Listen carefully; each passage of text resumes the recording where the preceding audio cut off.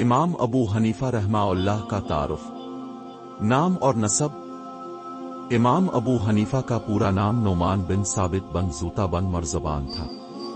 آپ کے والد ثابت فارسی النسل تھے اور اسلام قبول کرنے کے بعد مدینہ منورہ آئے۔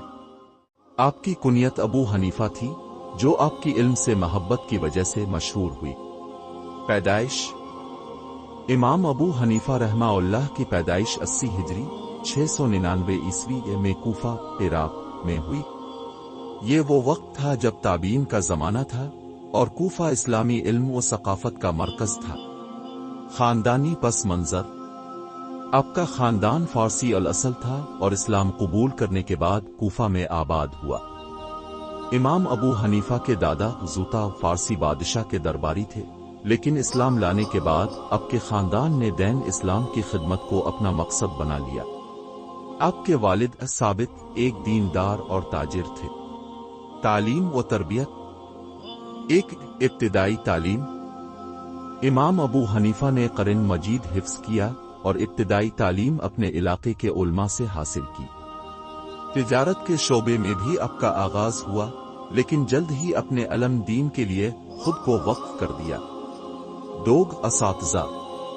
اپنے تقریباً 4000 اساتذہ سے علم حاصل کیا۔ امام شبی رحمہ اللہ نے آپ کو فقہ کے علم کی طرف متوجہ کیا۔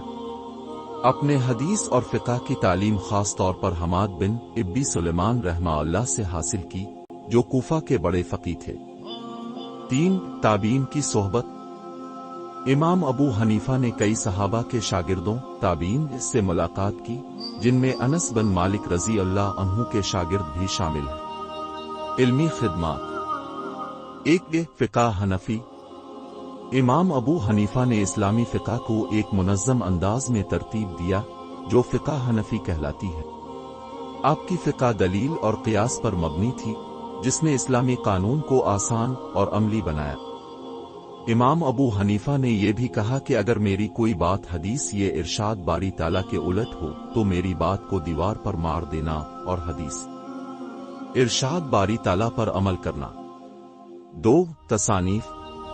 اپنے براہ راست کوئی کتاب نہیں لکھی، لیکن آپ کے شاگردوں نے آپ کے فتوی اور اصول جمع کیے۔ آپ کی مشہور کتاب فقہ اکبر آپ کے عقائد اور اصولوں کا خلاصہ ہے۔ 3 شاگرد۔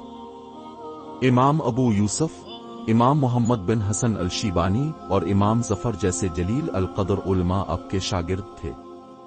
یہ شاگرد فقہ حنفی کو پوری دنیا میں پھیلانے کا ذریعہ بنے۔ اخلاق و کردار۔ آپ انتہائی صابر، شکر گزار اور متواضع انسان تھے۔ تجارت میں دیانتداری کی اعلیٰ مثال قائم کی۔ ظالم حکمرانوں کے خلاف آواز بلند کی اور کبھی کسی کے دباؤ میں نہیں آئے۔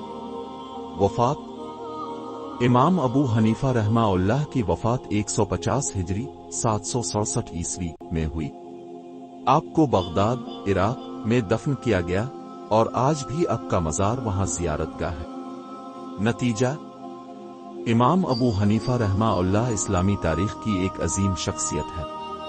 آپ کی فقہ، اخلاق اور علم نے امت مسلمہ کو بہت فائدہ پہنچایا۔